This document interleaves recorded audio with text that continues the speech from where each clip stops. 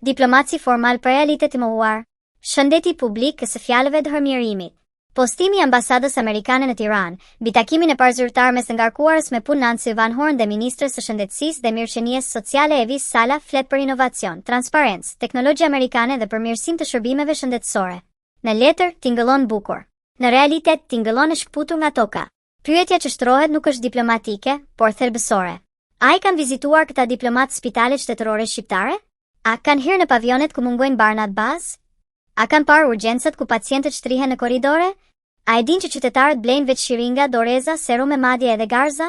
Sepse të flasësh për inovacion në një sistem ku mungon dinjiteti minimal, është ose naivitet diplomatik, ose hipokrizi e butë e paketuar bukur. Shëndetësia shqiptare nuk vuan nga mungesa e teknologjisë amerikane. Vuan nga korupcioni sistemik, tendert klientelist, të që kanë thithur miliona, largimi masiv i mjekëve dhe infermierëve, dhe një administrat që raporton suksese në PowerPoint, ndërsa pacientët presin me orë të tëra. Nëse ky takim ishte realisht për transformim, atëherë nuk duhet të ndodhte në zyra, por risut, në spitalet rajonale, në maternitetet ku mungon personeli, në onkologji ku fjala shpresë është kthyer në luks. Nëse përfaqësuesi diplomatik amerikan nuk i shohin këto realitete, atëherë këto takime janë vizita formale pa peshë.